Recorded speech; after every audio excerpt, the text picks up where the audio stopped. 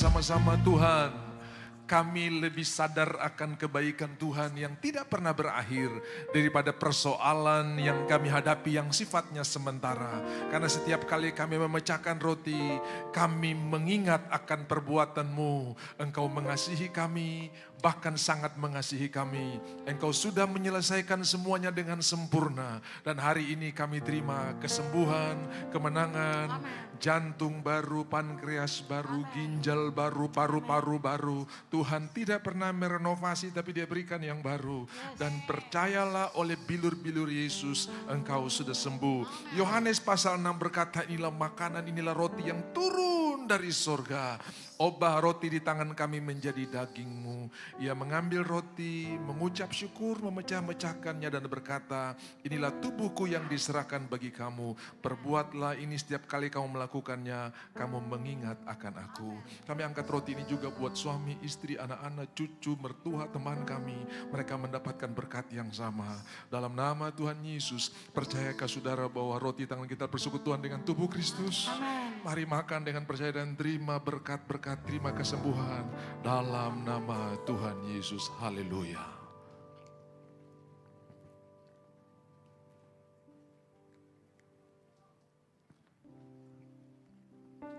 Terima kasih Tuhan.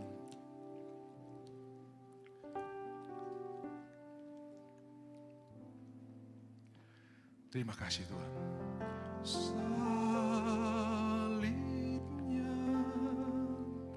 Salibnya,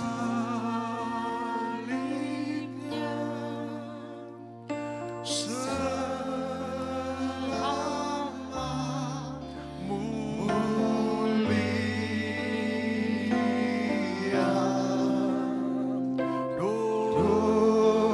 dosaku disucikan oleh darah Yesus.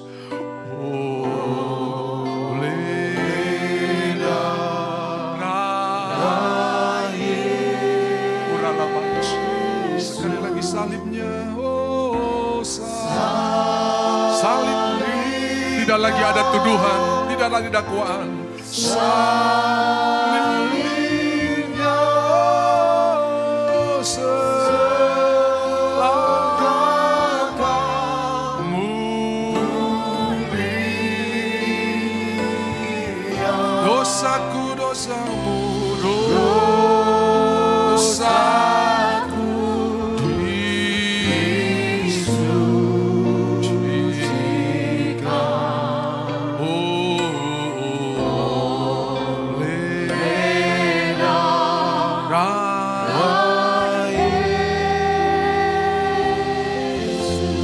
Bahkan pertengkaranmu dengan suami, dengan istri 5 menit lalu sudah disucikan oleh Tuhan. Bahkan masalahmu tadi pagi soal kopi, soal baju sudah disucikan oleh Tuhan. Bahkan persoalanmu tadi di jalan raya, soal parkiran dan sebagainya sudah disucikan oleh Tuhan. Setiap kali kamu meminum, kamu mengingat akan Tuhan. Apa yang Dia kerjakan, bukan apa yang orang kerjakan, bukan apa yang saudara kerjakan. Ia mengambil cawan dan berkata, cawan nilai perjanjian yang baru. Di dalam Kristus tidak ada penghukuman. Roma 8 ayat pertama, there is no condemnation. Tidak ada penghukuman bagi orang dalam Kristus Yesus. Karena roh itu telah membebaskan kamu. Dan ia berkata, minumlah ini sebagai peringatan akan aku. Sebab setiap kali kau makan dan minum roti dan cawan ini, kamu menyatakan kematian Tuhan. Siap terima warisan. Warisan karena ketenangan, sukacita, hikmat, kebijaksanaan, pengertian, pewahyuan. Tuhan curahkan berlimpah-limpah. Dalam nama Tuhan Yesus, kami minum dengan percaya dan terima berkat-Nya. Haleluya. Mari minum dalam nama Yesus.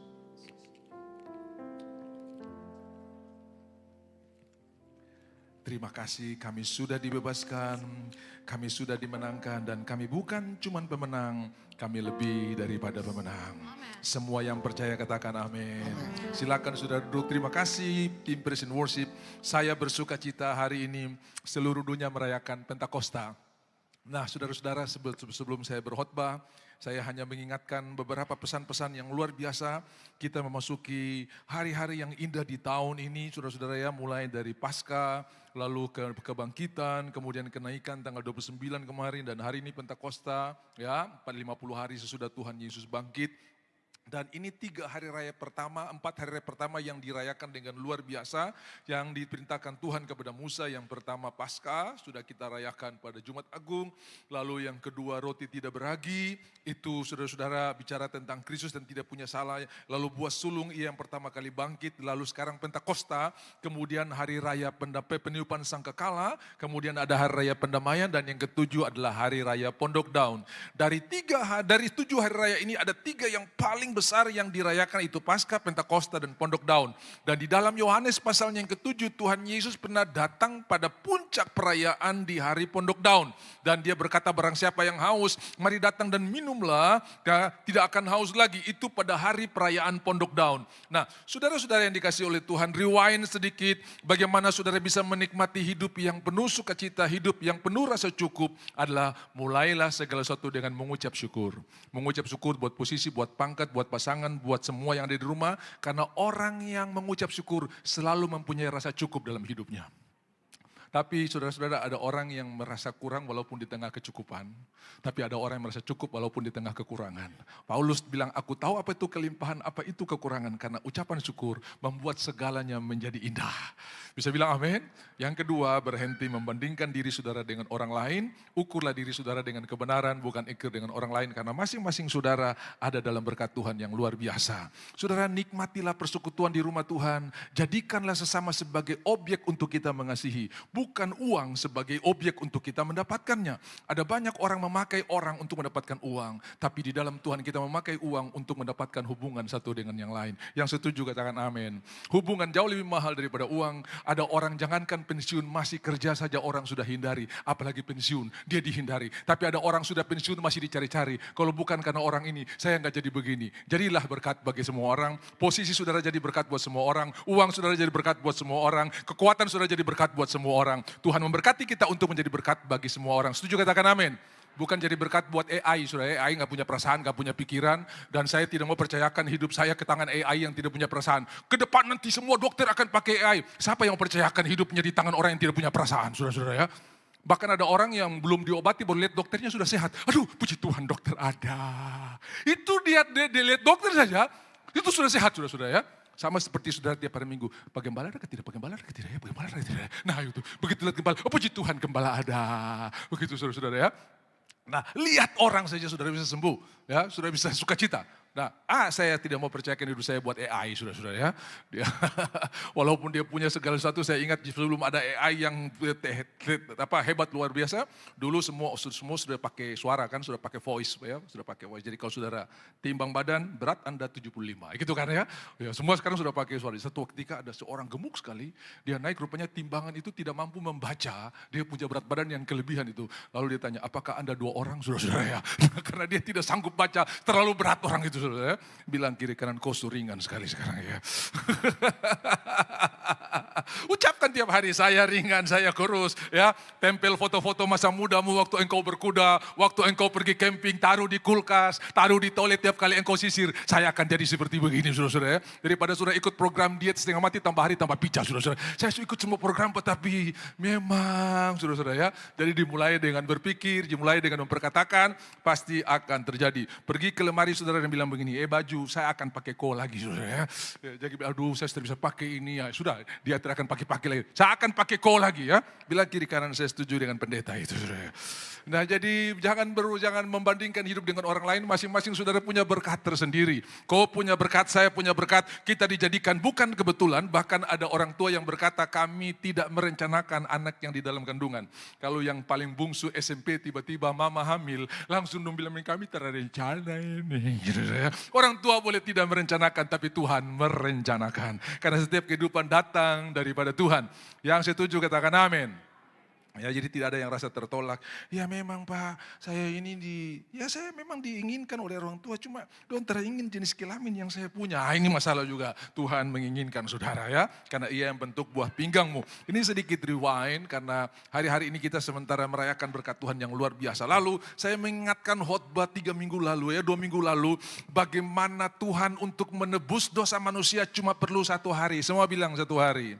Mulai dari jam 6 sore hari baru di hari Jumat. Jumat. Itu dimulai dengan perjamuan malam, di mana kami akan melakukan perjamuan. Tempatnya sudah disiapkan, full furnace, semuanya sudah disiapkan. Saya mau berkata buat saudara, semua yang kau perlukan sudah disiapkan. El Shaddai itu artinya Allah yang Maha Kuasa, atau dalam pengertian yang lain, Allah yang menyiapkan jauh sebelum engkau membutuhkannya. Sama seperti anak yang masih dalam rahim mamanya, sebelum dia perlu ASI, ASInya sudah diproduksi sebelum anak itu lahir. Jadi bukan nanti anak itu lahir baru ASInya datang, tapi ASInya sudah disiapkan sebelum anak itu memerlukannya. Tuhan juga sudah menyiapkan semua keperluan saudara sebelum engkau membutuhkannya. Itu disebut Allah El Shaddai. Yang setuju katakan amin.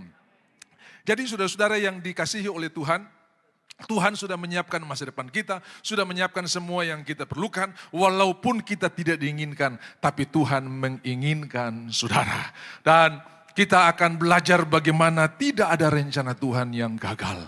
Lambat atau cepat semua janjinya pasti digenapi. Jangan menjadi lemah, jangan menjadi lelah. Ibrani pasal 6 berkata, kamu pasti akan menuai apa yang kamu tabur, asal kamu tidak menjadi lelah. Nah, saya sudah jelaskan buat saudara, perjamuan pertama dari jam 6 sampai jam 9, perjamuan terakhir. Lalu Taman Getsemani jam 9 sampai jam 12 atau 00. Kemudian jam 00 dibawa ke rumah Imam Besar Kayafas, Petrus menyangkal 3 kali. Lalu jam 3 sampai jam 6 persiapan pergi ke Pilatus. Lalu jam 9 dia disalibkan karena vonis pagi itu, salibkanlah dia. Lalu jam 9 dia disalibkan sampai jam 3, Bapa ke dalam tanganmu kuserahkan nyawamu. Lalu ia meletakkan kepalanya dan ia mati. Kemudian sore mayatnya diturunkan. 1 hari Tuhan perlukan untuk menebus dosa kita. Dan untuk mengalahkan maut, Tuhan perlu 3 hari. Pada hari yang ketiga, dia bangkit dari antara orang mati. Maut dikalahkan, hei maut, di mana sengatmu? Tapi kenapa 40 hari Tuhan perlu menempahkan diri kepada manusia?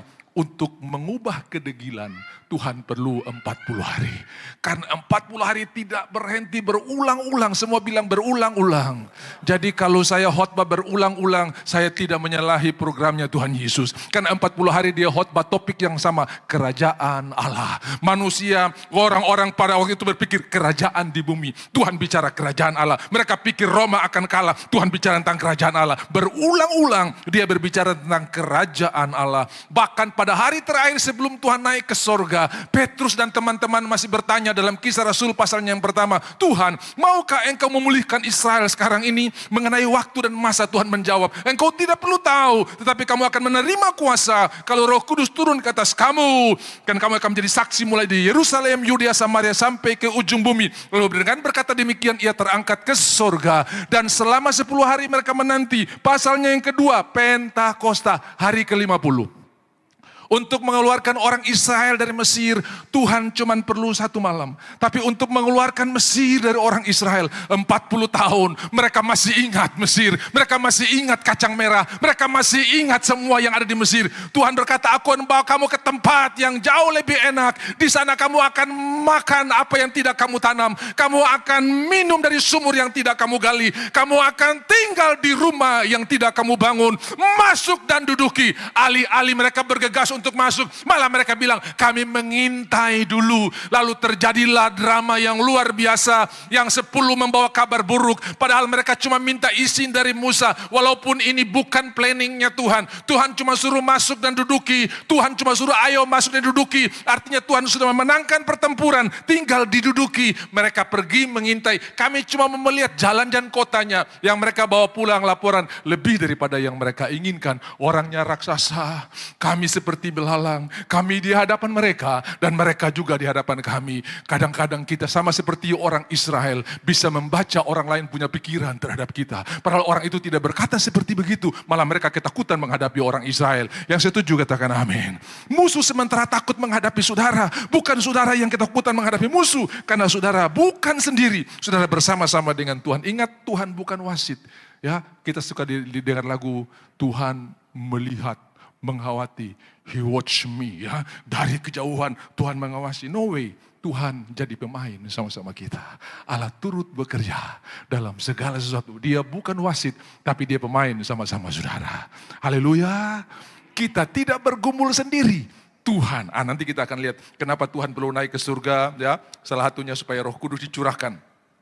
Dia menampakkan diri selama 40 hari untuk mengubah kedegilan mereka. Mereka masih bertanya, kapan engkau membangun kerajaan ini? Mengenai waktu dan masanya engkau tidak perlu tahu. Ya, mengenai Kairos, mengenai Kronos dan Kairos, engkau tidak perlu tahu. Tetapi kamu akan menerima kuasa. Terangkat ke surga, lalu 10 hari kemudian terjadilah Pentakosta. Pentakosta sebetulnya bukan baru di Kisah Rasul. Pentakosta itu adalah hari di mana Tuhan memberikan hukum Taurat kepada bangsa Israel di Gunung Sinai.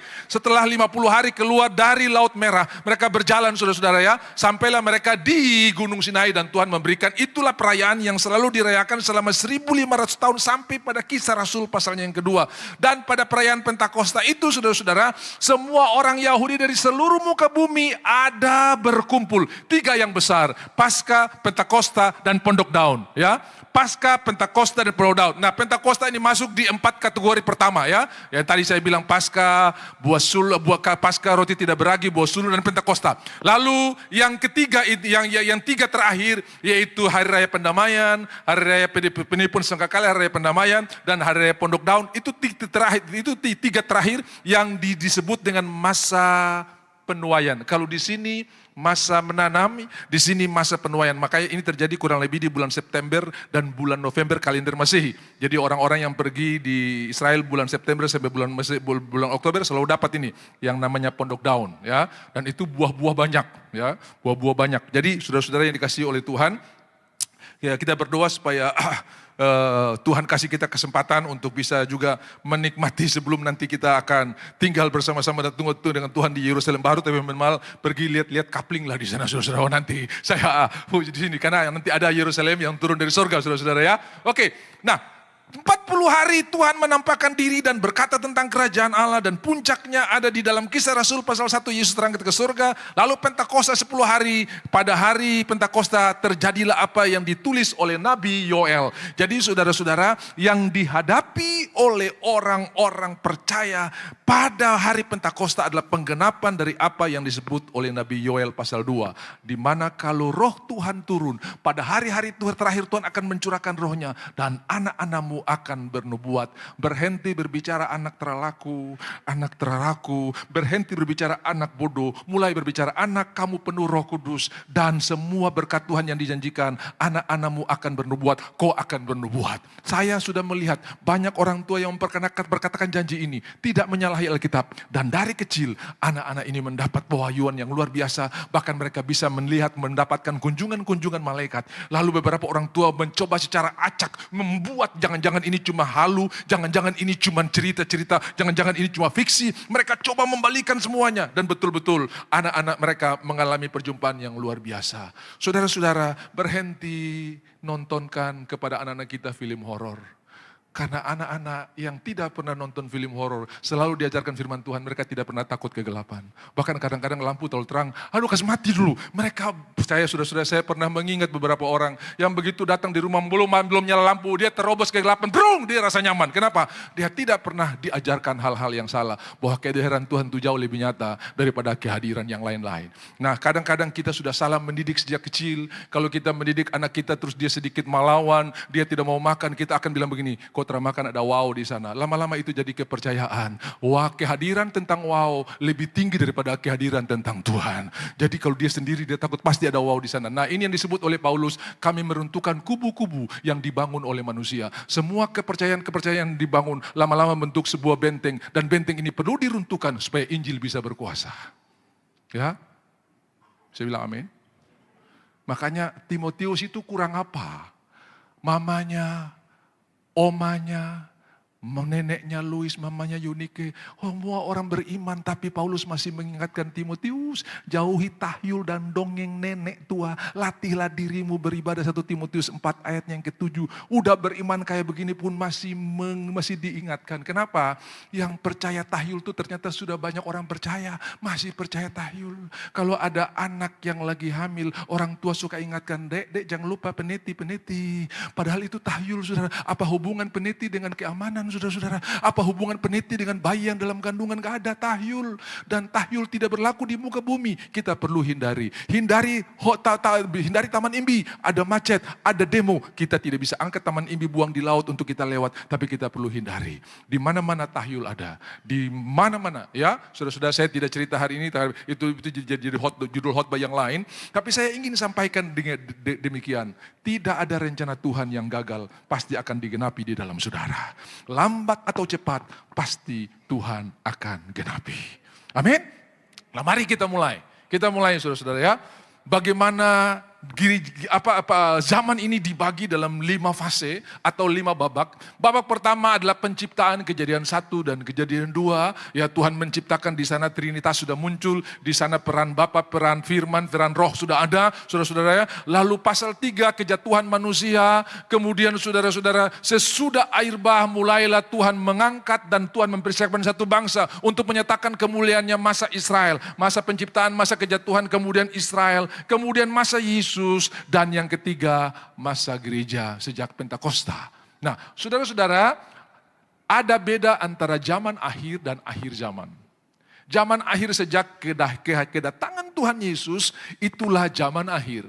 Tapi akhir zaman itu ujung daripada zaman akhir. Sekarang ini akhir zaman. Jadi ada zaman akhir, ada akhir zaman. Dan kita bukan cuma di zaman akhir, tapi kita di akhir zaman. Di mana semua rencana Tuhan digenapi dengan pas, tidak meleset. Kalau ada satu yang meleset, Alkitab ini bukan firman Tuhan. Tapi tidak ada yang meleset. Saudara, kurang lebih ada 400 nubuatan tentang Kristus. Dan semuanya sudah digenapi tinggal kedatangannya. Di mana dia dilahirkan, di mana dia besar, bagaimana dia dilahirkan. Dia masuk ke Yerusalem seperti apa, binatang apa yang dia tunggangi. Semuanya jelas, saudara-saudara. Persis tidak ada yang meleset.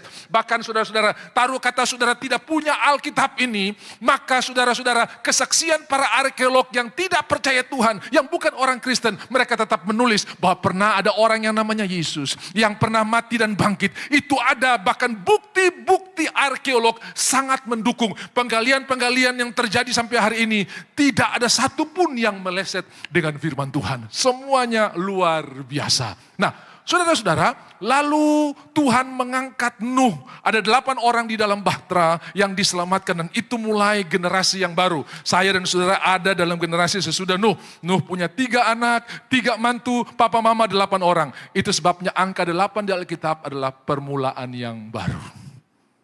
Yang lama sudah berlalu, yang baru sudah datang. Kalau saudara suka musik, do, re, mi, fa, sol, la, si, 7, 8 mulai lagi. Do, re, mi, fa, sol, la, si, mulai lagi. Jadi 8 itu permulaan yang baru. Ya. Jadi kalau saudara suka angka 8, 8888 sama saja dengan 111 sama saja. Itu kan permulaan yang baru, saudara, ya. Sama saja. Jadi 8 itu permulaan yang baru. Ada 8 orang dalam bahtera. Nuh, Nabi Nuh dan istrinya, 3 orang anaknya, 3 orang masuk dalam, 8 orang permulaan yang baru. Anaknya Sem, Ham, dan Yafet. Dan Abraham ada dari keturunan Sem. Itu sebabnya keturunan Abraham biasa disebut Semit. Ya, keturunan Semit, ya ada Yafet, ada Ham. Dan saudara lihat, sesudah orang Israel menolak dispensasi terakhir, di mana Stefanus orang diaken dipakai untuk berbicara tentang siapa Yesus yang sudah kami salibkan.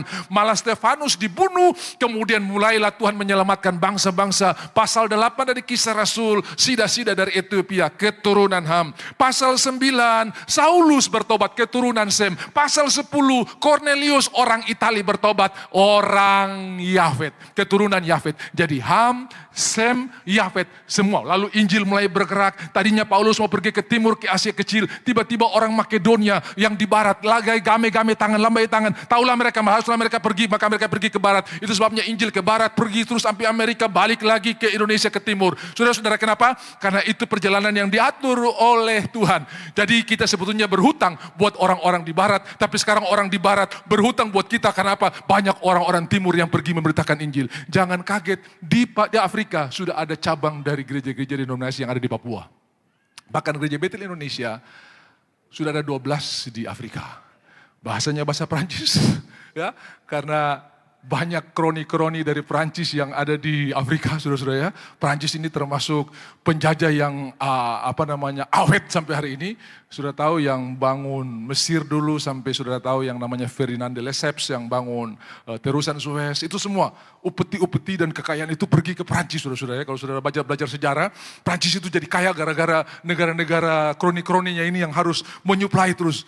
Itu sebabnya bahasa mereka sampai hari ini pakai bahasa Perancis. Dan banyak gereja-gereja Bethel Indonesia di sana yang berbahasa Perancis. Ada orang Jawa yang pergi jadi TKW di sana, menikah sama orang di sana, jadi jemaat percaya Tuhan, jadilah gereja. Jadi sudah bisa lihat gereja bergerak dengan luar biasa, hanya tidak dipublish saja. Di dalam kitab Wahyu dikatakan begitu banyak, tidak terhitung banyaknya. Jadi saya percaya di sorga sangat banyak orang yang percaya. Yang setuju katakan amin. Bilang kiri kananku juga ada di sana. Kita juga ada di sana, jadi tidak usah terlalu bersusah. Orang yang sudah mati dalam Tuhan nanti akan dibangkitkan. Seketika pang, seperti atom pang, langsung jadi tubuh kemuliaan yang bisa tembus tembok. Jadi batu yang terguling bukan untuk Tuhan keluar, tapi untuk orang luar masuk. Yesus sudah bangkit. Yesus tidak perlu batu yang terguling untuk keluar, karena dia punya tubuh kemuliaan. Yang tertutup pang, dia bisa masuk. Jadi batu yang terguling di kuburan Yesus bukan untuk Yesus keluar, untuk orang luar masuk. Lihat, Yesus sudah bangkit. Bisa bilang amin? Nah, saudara-saudara, lalu Abraham lahir dari keturunan Sem. Abraham memperanakan Ishak. Ishak memperanakan Yakub, 2 anak, Esau dan Yakub, tapi Yakub yang dipilih. Lalu Yakub memperanakan 12 suku yang jadi cikal bakal bangsa Israel. Lalu Yusuf dikirim duluan pergi ke Mesir untuk memelihara nasib satu bangsa. Lalu ketika Yusuf memperanakan dirinya, 70 orang pindah dari Kanaan pergi dan mereka tinggal di Goshen. Goshen di sana mereka beranak pinak sampai Keluaran pasal 1, pasal 2 berkata mereka sangat banyak. Lalu Raja Firaun menjadi terancam. Kalau mereka angkat senjata, mereka pegang batu saja, ini people power, kita pasti kalah. Bikin siksa mereka supaya pertumbuhan mereka tidak bertambah banyak. Lalu mereka disiksa, dikasih pekerjaan berat, makin ditindas, makin merambat. Itulah yang terjadi buat gereja. Makin dihancurkan, makin menjadi berkat. Makin disusahin, makin dipakai Tuhan luar biasa. Setuju katakan amin. Makanya saya ingat ketika Yusuf Roni waktu baru bertobat dia pergi ke Cina. Dia bilang saya heran di Cina itu mujizat seperti biasa. Mereka di sana tidak bebas untuk dapat anggur. Karena pemerintah melarang alkohol beredar di masyarakat. Jadi bagaimana mereka untuk perjamuan kudus? Air biasa didoakan jadi anggur. Lalu mereka berkata begini sama hamba Tuhan ini, Pak Pendeta, ini mujizat yang biasa di sini. Dia bilang Tuhan Yesus, tolong kirim penderitaan di Indonesia supaya orang Indonesia sungguh-sungguh cari Tuhan, saudara ya. Karena penderitaan itu kadang-kadang mengerjakan ketekunan yang luar biasa. Dan dia cerita dia menginjil tidak bebas. Dia harus pergi ke pabrik, cari orang yang mirip mukanya seperti dia ya. Orang Palembang yang turunan bangsawan tuh sedikit putih, mata sipit gitu ya, mata sipit. Jadi saudara kalau lihat mukanya itu persis orang China, namanya diganti Chuyen, saudara-saudara ya. Jadi pergi ke pabrik, nyanyinya itu nyanyi nada pabrik. Misalnya dalam nama Yesus itu dudu dalam nama Yesus ada kita musik bagus, mereka cuma bunyi pabrik saja ya. Sementara menyanyi kumpul menginjil, sementara menginjil tentara komunis datang periksa, lari masing-masing di tempat pekerjaannya. Begitu pergi kumpul lagi bicara tentang injil, datang lagi. Satu waktu ada tentara yang datang survei, lalu dia tanya-tanya di tiap orang. Pas di sebelahnya dia bilang Tuhan jangan bercanda. Saya tahu bahasa Mandarin ini, kalau dia tanya saya habis saya penjara ini, saudara-saudara ya. Saudara-saudara, Tuhan kadang-kadang suka bercanda. 5 tahun di penjara Cina kan boleh, saudara. Nah akhirnya dilewati dan saudara-saudara itulah gambaran bagaimana negara ini bisa memasyurkan nama Tuhan. Saudara tahu begitu banyak hamba-hamba Tuhan yang melewati perbatasan untuk membawa Alkitab. Saudara, Alkitab dilarang di sana. Ya, boleh ada Alkitab, tapi Alkitab yang sudah disesuaikan dengan paham dan kepercayaan mereka. Darah Yesus, darah rakyat, begitu kira-kira saudara ya. Semuanya disesuaikan dan banyak hamba Tuhan yang dipanggil Tuhan. Mereka setiap kali melintasi perbatasan Tuhan, kami mau bawa ini bukan untuk kepentingan kami, tapi untuk kepentingan banyak orang. Tuhan tolong, supaya pada waktu pemeriksaan kami dibebaskan. Saudara tahu, bagasinya dibuka berulang kali. Mereka tidak lihat keluar Alkitab. Alkitab beribu-ribu di sana. Begitu lewat, baru muncul lagi. Itu mujizat. Bagi Tuhan tidak ada yang mustahil.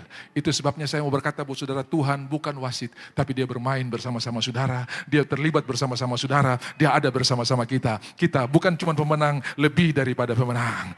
Tuhan memanggil 12 orang ini. Lalu mereka pergi ke Israel 70. Jadi beranak pinak, disusahin. Tambah hari tambah susah. Lalu Firaun berkata begini, kumpul menteri kesehatan, panggil kepala-kepala puskesmas, bidan-bidan semua dikumpul. Lalu membuat rapat terbatas. Dengarkan ya, kita harus buat program untuk menghambat bagaimana orang Israel tidak boleh bertumbuh, tidak boleh tambah banyak. Caranya gimana? Semua yang lahir laki-laki lempar di sungai Nil. Yang lahir perempuan biarkan hidup. Kenapa laki-laki yang dimusnahkan? Karena benih datang daripada laki-laki. Itu sebabnya benih daripada perempuan ini akan menginjak kepalamu. Perempuan tidak punya benih, tapi ini nubuatan tentang Yesus yang lahir dari seorang perawan. Digenapi, semua digenapi, ya. Makanya hair seed, ya, benih daripada perempuan ini akan menginjak kepalamu. Saudara-saudara yang dikasihi oleh Tuhan, oke. Lalu ada bidan-bidan yang takut Tuhan karena sudah melihat bagaimana perbuatan Tuhan yang luar biasa buat bangsa ini. Salah satu bidan namanya Pua, saudara-saudara. Jadi kalau ada orang nama Pua, ini bidan yang di Mesir dulu. Saya pernah ketemu ada mama-mama di sini yang namanya Pua, saudara ya. Dari kepala burung, dari sorong namanya Pua. Nah, saudara-saudara saya ingat tentang bagaimana bidan-bidan ini mereka takut Tuhan. Jadi orang-orang yang lahir mereka tidak buang di sungai Nil. Laki-laki mereka tetap selamatkan. Lalu raja cek tanya sensus, tambah hari tambah naik. Rapat lagi. Loh gimana kamu ini? Sudah saya bilang bunuh laki-laki. Lalu bidan-bidan yang ada di paling depan ini diminta pertanggungjawaban. Mereka bilang begini, orang Israel kuat-kuat Bapak Raja. Maksudnya apa? Ketong belum datang dong sepotong pusar sendiri. Tapi karena mereka takut Tuhan, Tuhan memberkati mereka. Pas peraturan ini keluar, Musa lahir. Dan dia disembunyikan selama 3 bulan. Ibrani pasalnya yang ke-11. Karena iman, orang tua menyembunyikan anak ini selama 3 bulan. Kemudian dia ditaruh di atas pandan yang dibuat di kapal, diberi pasang ter. Kemudian dialirkan di sungai Nil. Sungai Nil zaman Musa bukan seperti sekarang. Sungai Nil zaman Musa buaya masih hebat. Belum dibuat bendungan Aswan yang menahan buaya-buaya ini bisa datang sampai ke muara di sungai Nil. Tapi zaman itu sungai Nil itu sungai yang sangat berbahaya. Di mana ada kuda Nil, ada buaya muara yang sangat-sangat ganas, saudara-saudara ya. Tapi karena perlindungan Tuhan, kita boleh di tengah-tengah bahaya, tapi perlindungan Tuhan menjadi bagian kita. Mazmur 91, dalam lindungan Allah. Orang yang duduk dalam lindungan yang maha tinggi dan bermalam dalam naungan yang maha kuasa akan berkata kepada Tuhan, tempat perlindunganku dan pertahananku, Allahku yang kupercayai. Sungguh dialah yang akan lepaskan engkau dari jerat menangkap burung, dari penyakit sampar yang busuk dengan kepaknya. Ia akan melindungi engkau di bawah sayapnya, engkau akan berlindung. Kesetiaannya ialah perisai dan pagar tembok. Musa dilepas di sana. Begitu banyak buaya. Lalu saudara-saudara, herannya keranjang Musa yang sementara hanyut dengan sungai Nil yang zaman itu deras sekali. Saudara-saudara, bisa pas dengan putri Firaun yang pergi mandi di pinggir sungai Nil. Jadi langkah-langkah untuk pertemuan ilahi ada dalam kontrol Tuhan. Ya, pas dia lagi jalan, keranjangnya lagi anyut. Pas juga langkah putri Firaun pergi ke sungai. Begitu kakinya menginjak sungai, keranjang lewat di depan. Jadi saudara, Tuhan bisa atur pertemuan-pertemuan ilahi. Besok ada mujizat, minggu depan ada perkembangan yang luar biasa. Bulan depan ada janji yang digenapi. Karena Tuhan mengontrol segala sesuatu. Bisa bilang amin? God still in control. Tuhan mengontrol sesuatu. Lalu diambil. Lalu Miriam, saudara kandung daripada Musa datang. Bolehkah saya cari inang untuk, bawa dia, kasih meterai, kasih segel. Tidak boleh dibunuh. Karena ini orang sudah saya angkat menjadi anak putri Firaun. Musa dibesarkan selama 40 tahun. Kemudian 40 tahun dia ingin melihat saudara-saudaranya. Berarti dia tahu dia bukan orang Mesir. Waktu dia keluar dia lihat ada orang mandor Mesir yang menindas orang Israel. Kemudian dengan satu hantaman dia hajar mati. Rupanya dia adalah sabuk paling tinggi di dunia bela diri itu apa ya? Sudah saya kurang tahu tuh. Karena satu kali pukul mati itu berarti ya sudah mantap dia itu saudara ya. Dia punya kungfunya mantap, dia punya bela dirinya mantap. Satu kali hajar, peng, langsung mati. Kemudian besok hari dia jalan lagi saudara-saudara. Apa yang terjadi? Dia melihat dua saudara berkelahi. Lalu kamu kan bersaudara, jangan berkelahi. Lalu yang salah bilang begini, siapa yang angkat engkau jadi pemimpin? Apakah engkau akan membunuh saya seperti engkau membunuh orang Mesir kemarin, mandor Mesir kemarin? Kaget Musa karena dia takut informasi ini akan viral pasti akan sampai ke dia lari ke Midian. Umur 80 Tuhan utus untuk membebaskan orang Israel. Saudara-saudara, mereka berjalan keluar sampai di perbatasan tanah Kanaan. 40 tahun, umur 120 Musa harus menghadap Tuhan. Yosua melanjutkan menyeberangkan orang Israel pergi ke tanah Kanaan dengan anugerah Tuhan yang luar biasa. Yosua pasal 1, 3 kali Tuhan berkata, kuatkan dan teguhkan hatimu, jangan tawar hati, jangan takut sebab aku beserta engkau. Jemaat Tuhan dengarkan, biar tagihan belum cair, Tuhan beserta dengan engkau. Biar berkat belum naik, Tuhan beserta dengan engkau. Biar rekening tinggal 0, Tuhan beserta dengan engkau. Dan kalau Tuhan beserta, yang tidak mungkin menjadi mungkin. Yang sukar menjadi mudah. Siapakah engkau hai gunung-gunung yang tinggi? Saya tidak tahu, ada gunung hutang, ada gunung ketamakan, ada gunung iri hati. Hari ini tidak akan bertahan di hadapan hadirat Tuhan. Engkau akan menjadi tanah yang rata di hadapan orang yang diurapi.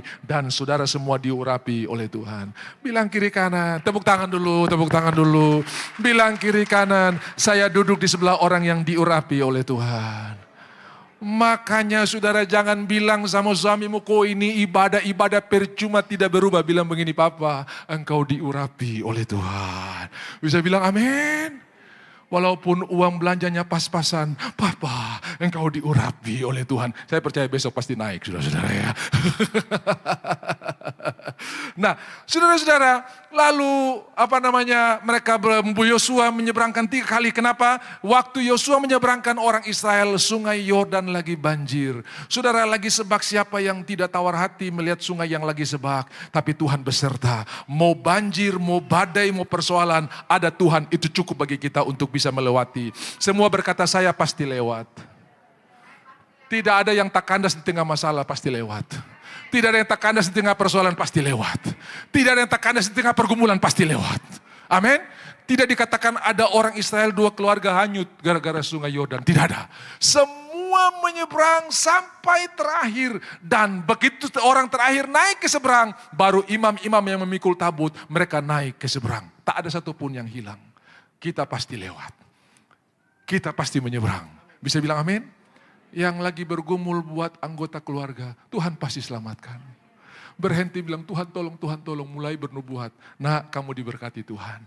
Ada rencana Tuhan yang luar biasa. Seorang ibu yang bergumul dengan anaknya yang setiap malam pergi mabuk. Dia dapat firman Tuhan ini, lalu dia mulai robah. Nah, firman Tuhan berkata, engkau dipenuhi dengan Roh Kudus, anak-anakmu akan bernubuat, mereka akan merasakan mimpi dan penglihatan. Dan kamulah orangnya. Apa? Kamulah orangnya. Kadang-kadang dia pergi ke sepatunya, aku berkati sepatu yang dia pakai ini akan menuntun dia ke rumah Tuhan. Masih saja bertolak belakang dengan apa yang diharapkan, tapi dia tetap katakan firman Tuhan tidak pernah kembali dengan sia-sia. Seperti hujan dan salju yang turun ke bumi dan tidak pernah kembali, Yesaya 55. Demikianlah perkataanku tidak akan kembali dengan sia-sia. Berapa bulan kemudian orang ini bertobat. Dan hari ini dia jadi pendeta khusus untuk melayani orang-orang narkoba.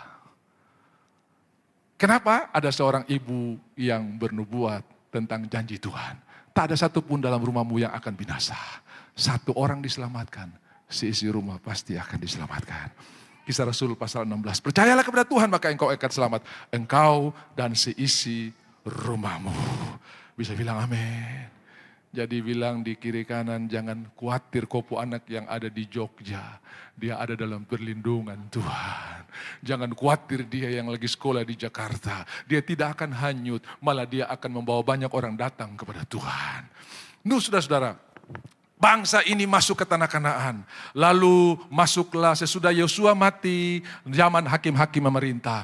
Sesudah hakim-hakim memerintah, raja-raja mulai diangkat. Yang pertama Raja Saul, yang kedua Raja Daud, yang ketiga Raja Salomo. Masih kerajaannya utuh satu. Karena Salomo ini, dia punya istri 300, dia punya gundik 700. Dia tidak berhikmat sekali. Mama mantunya ada 1000, saudara-saudara ya. Mama mantu satu saja pijat-pijat ini 1000, saudara-saudara. Ini orang terpakai otak punya, saudara-saudara ya. betul ke tidak? Bilang kiri kanan, saya setuju yang pendeta itu. Saudara. Mama mantu satu saya tong pusing, apalagi mama mantu 1000 nih saudara. Minta maaf yang jadi ibu-ibu mertua, saya sudah ajar di mana-mana sebelum orang konseling bernikah saya sudah sampaikan. Kalau kau mau kasih uang buat orang tuamu, biarlah pasanganmu yang kasih. Jadi anak mantu yang kasih kepada orang tua mantu. Di mata orang tua mantu, siapa anak mantu terasa salah. Itu yang pertama. Yang kedua, mencegah kita dari permainan di bawah radar, saudara-saudara ya. Karena kalau istri yang kasih kepada orang tua dari suami, pasti tidak ada main di bawah radar ya. Semua lewat persetujuan, dan kalau persetujuan doanya berkuasa. Kalau saudara tidak pakai rumus ini, hancur. Kalau kasih di keluarga banyak, kalau saya keluarga sedikit-sedikit, baru kurang-kurang lagi, jarang-jarang lagi. Oh kacau saudara, kacau. Ya, jadi anak mantu, hormatilah orang tua mantumu. Kalau masih hidup, kalau sudah puji Tuhan sudah mati dua-dua apa halil, enggak apa-apa. Saudara, tapi saudara ajar buat anak saudara nanti, supaya dia hormati saudara nanti. Kenapa? Karena saudara tidak pernah kasih modal buat orang tua untuk jadi istrinya kan? Ini mama saya kasih modal susu karena nanti saya jadi sepupu istri besar. Enggak ada, kita terima bersih semua sudah jadi. Jadi kalau kurang ajar semua orang mantu, ingat ini yang saya punya perkataan hari ini. Kau terima sudah jadi semua saudara. Amin. Nggak tahu ini kenapa belok di masalah nikah, karena mungkin tadi ada yang masalah kok kasih di keluarga diam-diam, saya tertahu ya, awas ya, hari ini tidak terjadi lagi. Bilang amin dulu. Saya semangat ini baru saudara. Nah, saudara, sampailah pada masa raja. Saul menjadi raja, tapi di luar dugaan dia bertindak di luar rencana Tuhan. Kalau karena posisi engkau jadi rusak, hindari posisi itu. Saya bilang, kok Pak Pendeta boleh begitu? Lah ya, Yesus dikejar-kejar untuk jadi raja karena mereka percaya Mesias kalau datang akan membebaskan mereka dari penindasan termasuk Romawi. Makanya ini dibicarakan terus, kalau Mesias datang kau habis, kalau Mesias datang kau habis, kalau Mesias datang. Bahkan Herodes pun mendengar cerita ini. Kalau Mesias datang kau tampias, makanya Herodes mengantisipasi. Dia bangun sebuah tempat yang namanya Masada. Kalau saudara pernah pergi ke Israel, di selatan Israel ada sebuah benteng yang namanya Masada. Itu tempat pelarian Herodes. Kalau tiba-tiba nanti Mesias datang, di mana orang Israel berkata, kamu pasti akan habis. Itu sebabnya ketika 3 orang berpakaian lain muncul di istana Herodes. Kami mencari raja yang baru lahir. Kaget dia, kumpul imam-imam. Coba buka Alkitab, benarkah tidak? Betul, di Bethlehem. Pergi cek, balik kasih tahu saya pergi menyembah. Dia mau bunuh. Tunggu-tunggu dong datang. Anak-anak di bawah 2 tahun dihajar semua sama Herodes. Yesus sudah di Mesir. Haleluya. Jadi Yesus, jadi tiap hari ini orang Israel tunggu. Dong pun antena naik. Dong mulai mengawasi orang. Kalau ada yang mulai punya kelebihan, punya karunia, bisa lakukan mujizat. Ini Mesias. Makanya waktu Yohanes tampil, orang-orang dari Yerusalem datang pergi ke Galilea. Kami harus beri jawab. Siapakah engkau? Apakah engkau Mesias? Kalau saya jadi Yohanes, saya langsung bilang begini, engkau sendiri yang mengatakannya. Langsung saya diangkat jadi raja. Wow, tidak pakai kampanye, tidak pakai uang, langsung jadi raja. Haleluya. Jadi mereka punya antena muncul. Lalu saudara, ketika Yesus mulai tampil, jangan-jangan dia Mesias. Baca Alkitab, mana ada Mesias datang dari Galilea.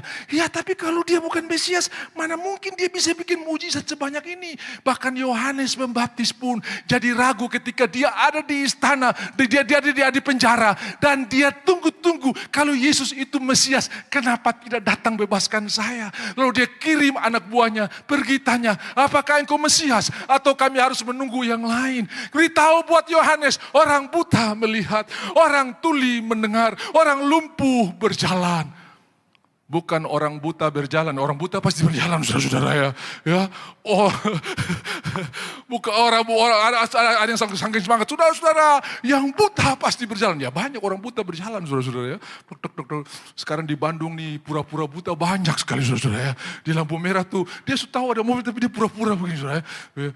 Saya ingat ada di Jakarta dia pura-pura buta, awas palang depan. Jadi bilang palang dia kaget. Ya saudara-saudara, jadi banyak yang pura-pura buta. Orang buta melihat, orang tuli mendengar, orang lumpuh berjalan. Pergi, lalu dia terus pergi menginjil. Dia terus, lah kalau dia Mesias, kapan dia kalahkan Romawi? Lalu mereka tahu bahwa Yesus tahu bahwa banyak orang Israel ingin mengangkat dia menjadi raja. Menyingkirlah ia. Kenapa? Karena kalau dia jadi raja, semua rencana Tuhan bisa ambiar. Sebab tidak mungkin dia disalibkan, rakyatnya pasti bela dia. Siapa mau salibkan dia?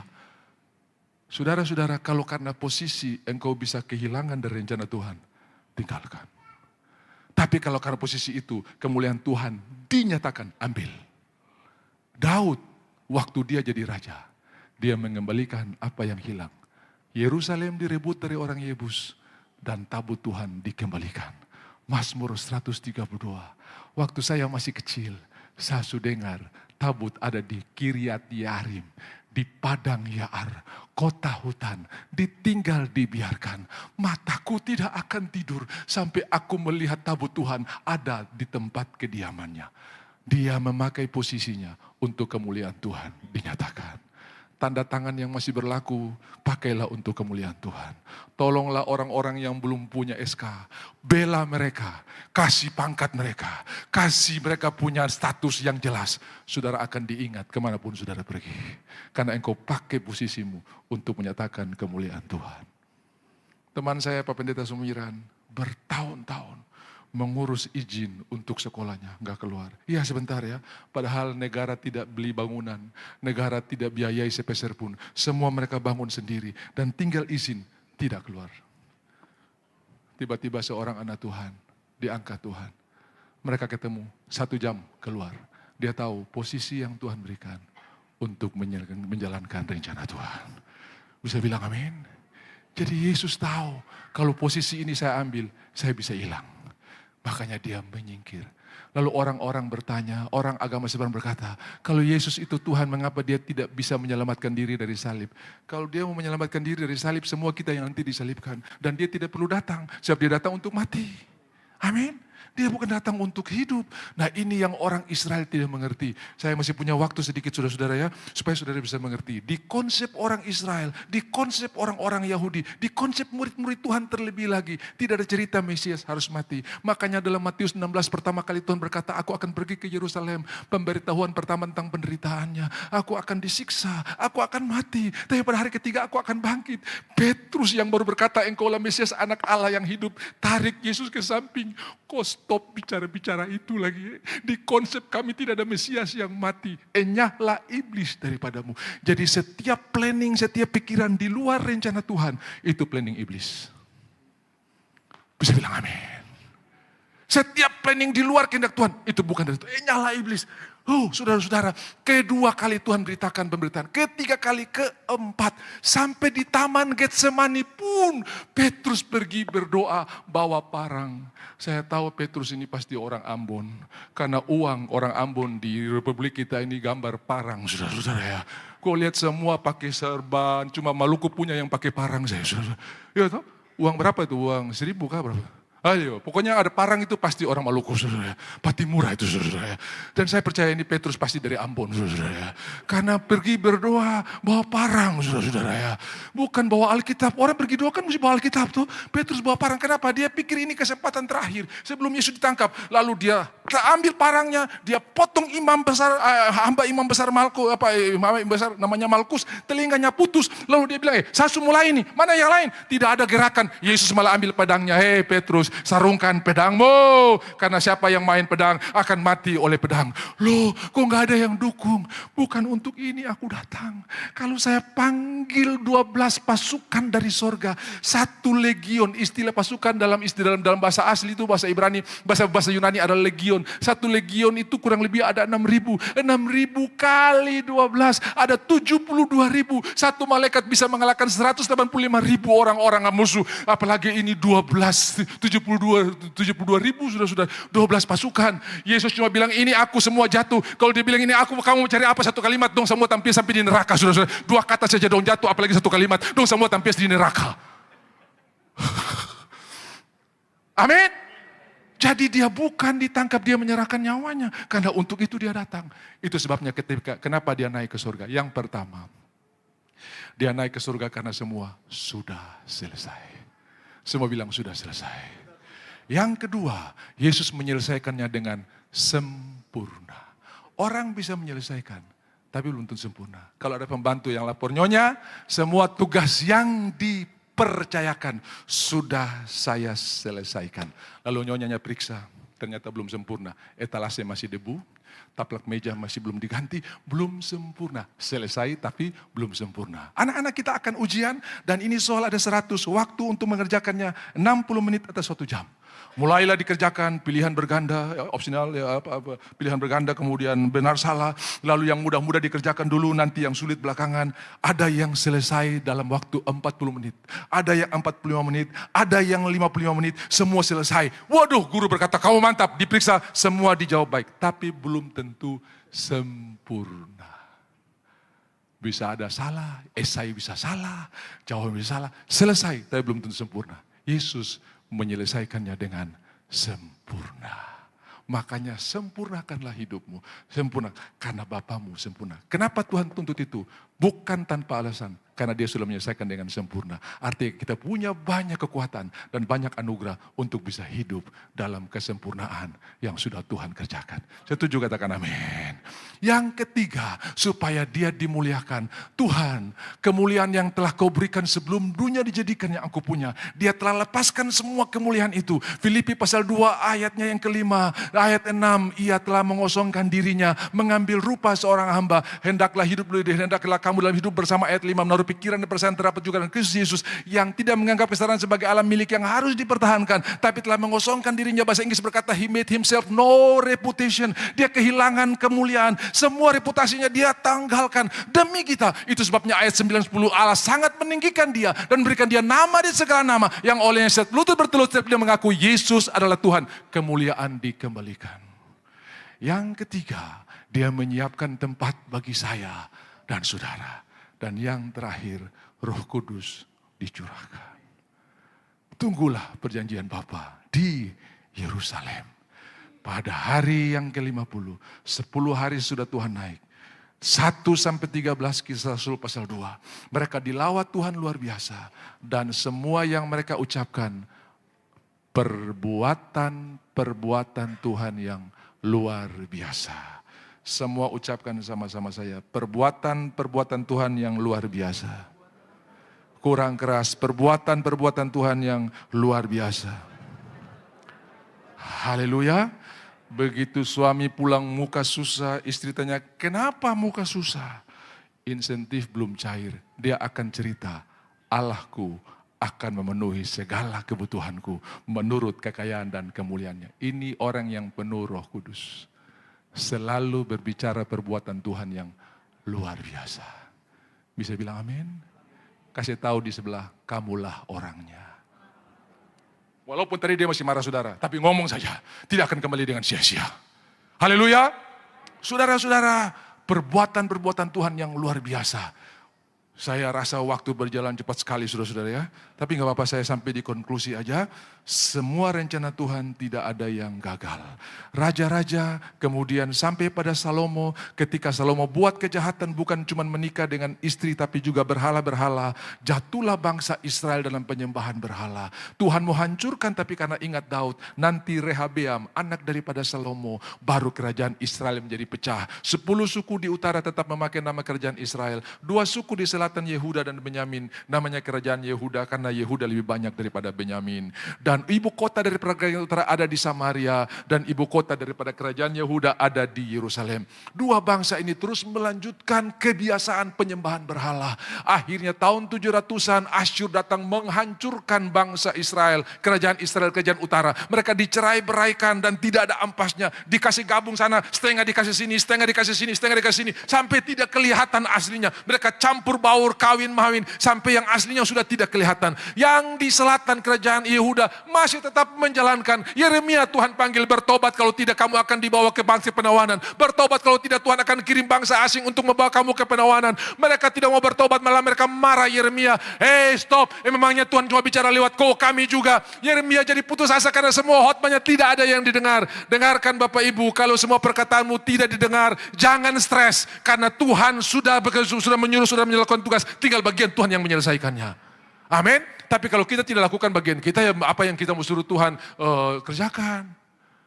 Aku menanam, Apolos menyiram. Yang beri pertumbuhan siapa? Tuhan. Tuhan, mana belum ada tuayan. Kapan kau tanam? Kapan kau lepas benihnya? Anakku diberkati oleh Tuhan. Itu benih. Tuhan menumbuhkan. Amin. Tapi Tuhan tolong saya punya anak. Loh, saya mau tolong apa? Tidak ada benih yang kau tabur. Saya tugaskan menumbuhkan. Jadi setiap perkataan yang sudah ucapkan itu benih. Dan Tuhan yang nanti menumbuhkan. Amin. Papa tanam buat anak. Gembala siram di gereja. Tuhan kasih pertumbuhan. Haleluya. Tuhan kasih pertumbuhan. Tepuk tangan buat Tuhan kita. Haleluya.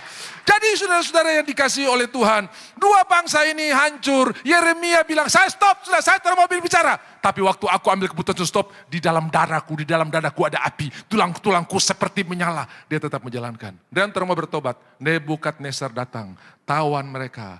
Bait suci dihancurkan. Pada penawanan yang pertama, Sadrak, Mesak, Abednego dan Daniel dibawa. Pada penawanan yang kedua, Yehezkel juga dibawa. Dan dia tulis kitab Yehezkel dari sungai Kebar yang ada di Babylon.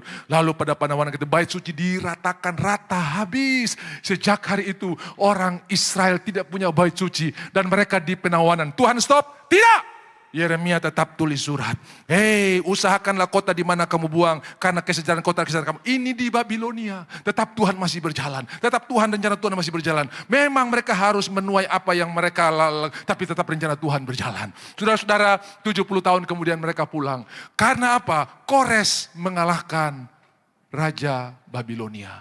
Ada Nebukadnezar, kemudian ada anaknya yang tidak terlalu suka memimpin jadi raja. Dia lebih suka kumpul harta, berjalan kemana-mana. Anaknya yang dipercayakan, cucu dari Nebukadnezar dipercayakan untuk jadi raja namanya Belsasar. Dan Daniel adalah orang yang ketiga. Kemudian saudara-saudara, malam di mana dia bikin pesta. Mene tekail orfasim, ada tangan yang menulis di dinding. Dan Daniel menerjemahkannya. Itu tulisan artinya engkau telah ditimbang dan bisa didapati sangat ringan. Malam ini juga engkau akan mati, dan betul. Malam itu tentara Media Persia menyerbu masuk ke dalam Babilonia. Dan mereka kaget, ini benteng yang begitu hebat. Saudara-saudara tahu, bahkan orang-orang yang mengepung, Media Persia yang mengepung ini tidak tahu bagaimana cara masuk, bagaimana cara mengalahkan karena benteng yang hebat. Di dalam mereka pesta. Dan menurut sejarah gereja, menurut sejarah ya, saya baca tentang sejarah-sejarah tentang Babilonia, bahkan kadang-kadang orang-orang di atas tembok Babilonia itu mereka panggang kambing, lalu lempar kepada musuh-musuh yang lagi mengepung. Lalu mereka bilang, ini kambing utuh, ini berarti keturunan di sini kelaparan, dong di dalam lagi pesta. Bayangkan saudara, ini Babylon punya persiapan yang luar biasa. Tapi malam itu Kores bisa mengalahkan. Lalu Kores dia bilang begini, ketua media ini kecil tapi kenapa bisa ke skala Babilonia yang besar ini? Jangan-jangan dewa lagi marah sama Babilonia ini. Kenapa? Karena setiap kali mereka memerangi satu bangsa, bait suci, kuil-kuil, tempat beribadah dihancurkan, barang-barang ditawan.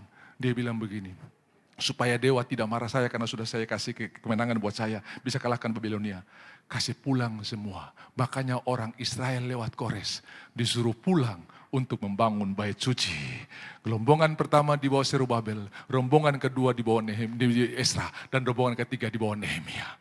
Saudara-saudara yang dikasihi oleh Tuhan, semua perkakas dibawa pulang dan mereka mulai membangun. Waktu peletakan batu di zaman Esra, orang tua menangis, anak muda bersukacita. Anak muda bersukacita, yes kami punya bait suci yang lahir di pembuangan di Babilonia. Yes sebentar kami akan potong domba persembahan. Ya yang orang tua cerita di Babilonia, kami akan potong domba persembahan, kami akan menyanyi lagu pujian. Lalu yang tua menangis, kenapa? Apakah kemegahan bait suci ini bisa sama seperti Salomo? Jadi satu menangis, satu tertawa. Dan mereka ada campur baur sampai tidak tahu mana yang menangis, mana yang tertawa. Orang tua menangis karena apakah kemegahannya sama. Anak muda menangis, tertawa karena mereka pasti punya bait suci. Saudara-saudara yang dikasihi oleh Tuhan.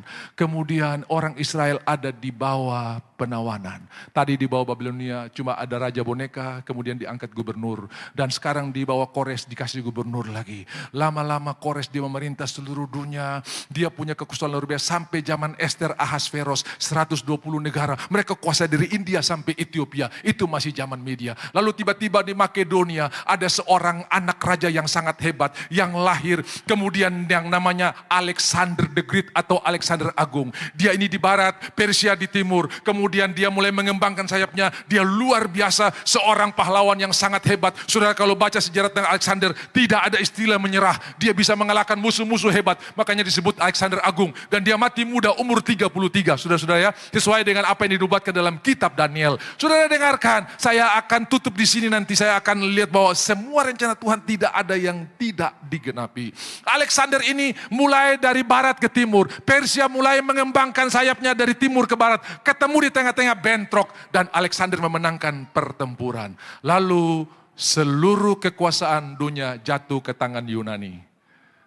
Alexander Agung dengan programnya Helenisasi. Bahasa-bahasa Yunani, bahasa internasional, budaya-budaya Yunani, filsuf-filsuf yang dipelajari semua filsuf-filsuf Yunani. Makanya Helenisasi itu menyunanikan dunia. Itu sebabnya Alkitab kita dalam Perjanjian Baru ditulis dalam bahasa Yunani. Karena itu bahasa internasional.